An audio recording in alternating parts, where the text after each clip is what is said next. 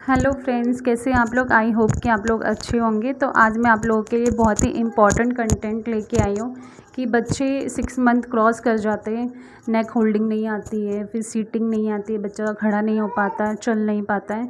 तो इसको हम लोग कैसे ठीक करें। क्या इन बच्चों की थेरेपी होनी चाहिए, क्या थेरेपी से बच्चों में फ़र्क आता है। तो हाँ, रियल में अगर देखा जाए तो अगर थेरेपी रेगुलरली बच्चा ले रहा है तो उसको चलने बैठने और बहुत सी चीज़ों में हेल्प होती है। जैसे बच्चा खुद से खाना सीख जाता है, स्टैंडिंग करना सीख जाएगा, चलना सीख जाएगा, बहुत सारे इम्पॉर्टेंट जो चीज़ें होती है बच्चा करने लग जाएगा। बट बिल्कुल नॉर्मल तो नहीं, बट बहुत हद तक बच्चा इंडिपेंडेंट हो जाएगा। तो अर्ली एज से ही बच्चे को थेरेपी कराना बहुत ज़रूरी है। जैसे कि जो पेरेंट्स अफोर्ड नहीं कर पाते, मिडिल फैमिली के हैं, तो उनको क्या करना चाहिए कि अगर आपको डॉक्टर सजेस्ट कर रहा है तो आप घर में ही थेरेपी उसका रेगुलर करें। बट रेगुलर ये है कि अगर हम लोग थेरेपी घर में कराते हैं ना, तो इतना हमारे पास टाइम नहीं होता है कि पूरा बच्चे पे फोकस करें या बच्चे को हम थेरेपी रेगुलरली कराएं, क्योंकि घर में कुछ ना कुछ काम पड़ता ही रहता है और बच्चे पे इतना ध्यान नहीं जाता है। तो हमें कोशिश करना चाहिए कि बच्चों को रेगुलर थेरेपी दिलाएं, जिससे बच्चा हमारा ठीक हो सके। और बहुत सारी एक्सरसाइजेस है, ये जितनी भी एक्सरसाइजेस है ये सारा इन बच्चों को, जैसे बच्चे बॉडी टाइट कर लेते हैं या फिर बैठने में उनको प्रॉब्लम होती है, तो ये कुछ थेरेपी की वजह से उनको हेल्प होती है कि वो बैठ सके, चल सके, या अपनी बॉडी को कंट्रोल कर सके, या थोड़ा बहुत उनके जो दिमाग में चीज़ें उनको नहीं आती हैं तो वो करना सीख सके, या आई कांटेक्ट वगैरह। आई कांटेक्ट के लिए क्या होता है कि बच्चों को टॉयज़ देके उनको अलग अलग डायरेक्शन में दिखाना होता है, इससे उनकी आई कांटेक्ट इम्प्रूव होती है। तो मैं जहाँ पे लेके जाती हूँ सारे थेरेपी होता है, रेगुलर ही होता है। बच्चे में फ़र्क पड़ा है, बहुत अच्छे से फ़र्क पड़ा है, तो मैं यहाँ पे कंटिन्यू कर रही हूँ। मेरे को 4 महीना हो चुका है थेरेपी कराते हुए। बच्चों की जो मसल टोन होती है वो बहुत ज़्यादा मतलब कि टाइट होती है, बच्चा बॉडी बहुत टाइट करता है। तो ऐसे में अगर बच्चों को ये सारे थेरेपी कराया जाता है तो बच्चे में इम्प्रूव आएगा, या बच्चा जल्दी चलना बैठना सारी चीज़ें सीखेगा। तो मैं मतलब मेरा जो एक्सपीरियंस है बहुत अच्छा रहा है थेरेपी का। हम लोग हॉस्पिटल में जाते हैं, पर डॉक्टर ये होता है ना कि हमें बहुत अच्छे से गाइड नहीं करते कि आपको बच्चे को क्या कराना चाहिए या उनको थेरेपी लेके जाना चाहिए या नहीं। वो नॉर्मली हॉस्पिटल में जो थेरेपी कहता है वो रेगुलर हो नहीं पाता है और उसमें बच्चे को ज़्यादा फ़र्क देखने को नहीं मिलता है।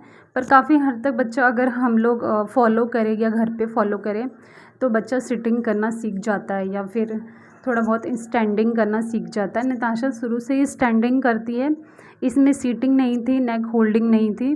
तो नेक होल्डिंग भी घर में मैंने इसको कराया था, सिटिंग भी घर में ही कराया। उसके बाद मैंने थेरेपी सेंटर मतलब पता किया जहाँ पे मेरा ससुराल है। फिर मुझे नेट के थ्रू ही थेरेपी सेंटर पता चला था कि इन बच्चों का स्कूल भी होता है, वहाँ पे बहुत अच्छे से बच्चे को थेरेपी कराई जाती है।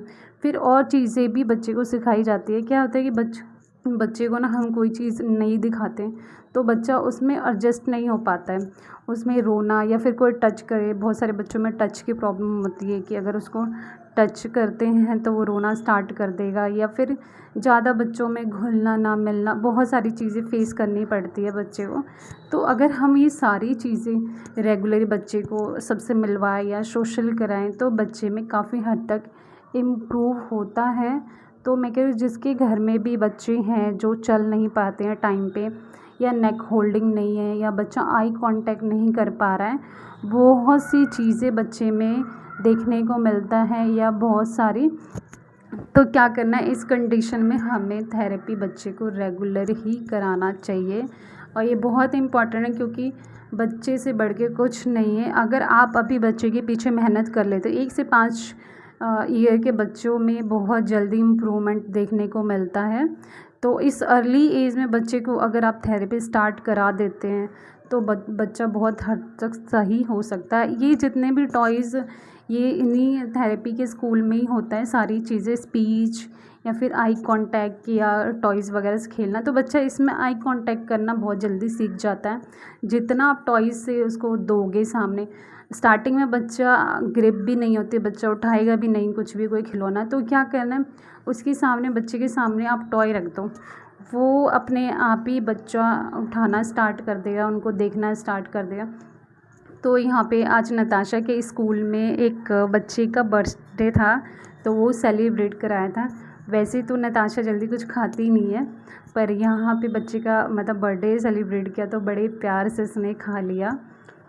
तो जिन बच्चों में ऐसी दिक्कतें होती हैं ना, उनके पेरेंट्स को या पूरी उनकी फैमिली को माना जाए तो बहुत चीज़ें फेस करनी पड़ती है, बहुत प्रॉब्लम आती है लाइफ में। पर ये है कि उनसे पीछा छुटाने से अच्छा कि बच्चे में इम्प्रूवमेंट लाए, या बच्चे को ऐसी जगह जो उनके लिए सही है, ऐसे स्कूल में उनको लेके जाएं ताकि बच्चा अपने आप से बैठना चलना सारी चीज़ें सीख जाए। यदि आपको वीडियो अच्छी लगती है तो ये थेरेपी बच्चे को घर में ज़रूर कराएं, बहुत ज़रूरी है। हरियाली तीज और नताशा की मैडम ने ये चूड़ियाँ दी और नताशा ने मेहंदी भी लगाई। नताशा मेहंदी दिखाओ, मेहंदी मेहंदी मेहंदी दिखाओ बेटा, मेहंदी ये देखो, मेहंदी दिखा दो।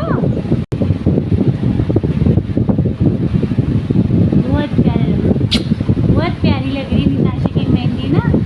हेलो कर दो नताशा, हेलो नताशा, मेहंदी कैसी लग रही है आपको? अच्छी है नताशा, अच्छी है मेहंदी? हाँ अच्छी है, अच्छी है, बहुत अच्छी है। ठीक है समझ के। बाहर ना बहुत गर्मी है, इतनी तेज़ धूप है ना, आने में बहुत दिक्कत हुई थी हम लोगों को, क्योंकि गर्मी की वजह से ना बहुत परेशान हो थे रास्ते में। तो हम लोग घर आ गए। नताशा के मैंने कपड़े चेंज कर दिए, मतलब नताशा भी थोड़ा सा रिलैक्स फील कर रही हूँ और मैं भी अभी आके ही बैठी हूँ। जस्ट थोड़ा ही टाइम हुआ है, ऊपर के रूम में बहुत गर्मी हो रही है।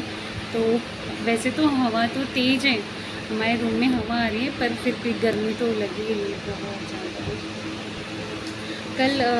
कल ना नताशा के स्कूल में तीज है, तो वैसे तो नॉर्मल क्लासेस ही होगी क्योंकि कल सेलिब्रेट करना था, बट सेलिब्रेट नहीं हुआ क्योंकि नेक्स्ट डे ना ट्रिप पे लेके जाएंगे, तो इसलिए कैंसिल हो गया है। तो इसलिए हम लोग सिर्फ क्लास लेके और फिर घर आ जाएंगे। देखेंगे कि परसों हम लोग नेक्स्ट डे मतलब ट्रिप पे जा पाएंगे, क्योंकि बहुत ज़्यादा गर्मी है तो बच्चा परेशान होगा रास्ते में ना जाने में, तो इसलिए शायद ही जा पाए हम लोग। अगर वैसे ही गए तो मैं आप लोगों के साथ वीडियो शेयर करूँगी, बट फ़िलहाल तो अभी कोई कंफर्म नहीं है। एक बार रात को हस्बैंड आ जाते हैं तो फिर मैं एक बार कंफर्म करके फिर मैं फाइनल डिसीजन जो होगा वो स्कूल में बता दूँगी। तो अभी तो मैं और नताशा लंच के लिए जा रहे हैं नीचे, हम दोनों लंच करने जा रहे हैं क्योंकि 1:45 के आसपास हो चुका है।